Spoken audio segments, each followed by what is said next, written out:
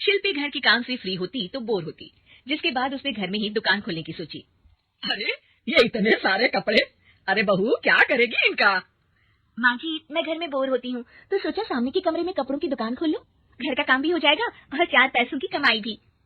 अरे वाह वाह, ये तो बहुत ही अच्छी बात है, मैं भी तेरी मदद कर दिया करूंगी। वाह माँ जी, तब तो मजा आ जाएगा, अब हम दोनों मिलकर खूब पैसे कमाया करेंगे। अब क्या था, सास बहू का काम चल पड़ा।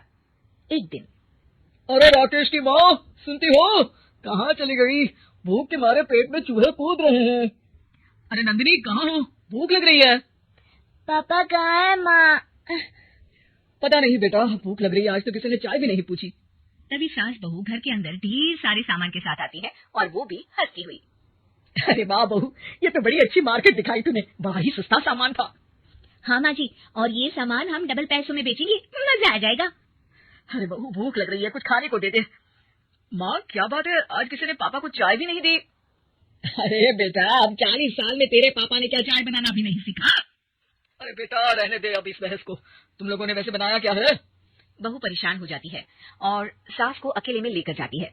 माँ जी, आज तो हम लोगों ने खाना ही नहीं बनाया।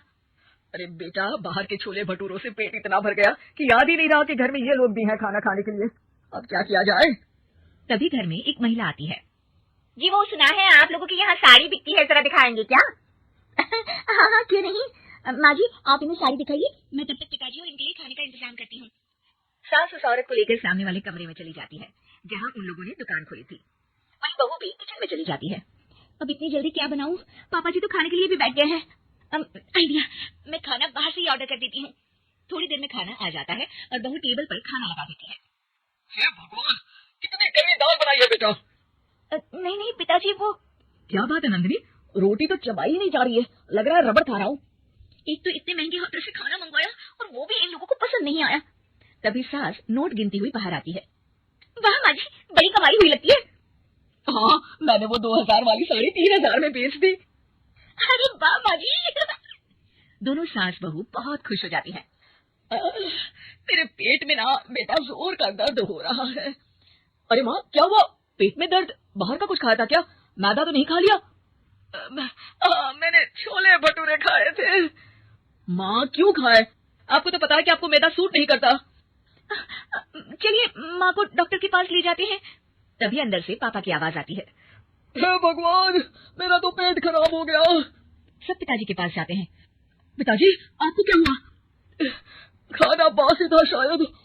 अरे पिताजी, नंदिनी जानती है कि बासी खाने से आपकी तबीयत खराब हो जाती है, तो वो ऐसा क्यों देगी, है ना नंदिनी? वो खाना मैंने बाहर से ऑर्डर किया था, मैं और माँ दुकान का सामान लेने गए थे, इसलिए खाना नहीं बना पाए। क्या नंदिनी, दुकान के चक्कर में तुमने तो सारे घर का हाल बिगाड़ रखा है। चलो अब माँ और पापा को लेकर अस्पताल चलते हैं। अस्पताल में जाने पर डॉक्टर कहते हैं, हाँ, इन दोनों को तो एक दिन के लिए एडमिट करना पड़ेगा। क्या? क्यों? पेट ही तो खराब है ना। हाँ तो घर ले जाइए ना, अगर लग रहा है कि कोई बड़ी बात नहीं है और हम सिर्फ पैसा कमाने के लिए इन लोगों को एडमिट कर रहे हैं। नर्स, जरा इन लोगों को बिल तो दे देना। चलिए मैं आप लोगों को ताकत समझा देती हूँ। जब बहू के हाथ में बिल आता है, हे भगवान, 60,000 रुपए, इतना तो मैंने कमाया भी ना था। अब समझ गई कि कमाई के चक्कर में घर के लोगों की सेहत के साथ मैं खिलवाड़ कर रही थी।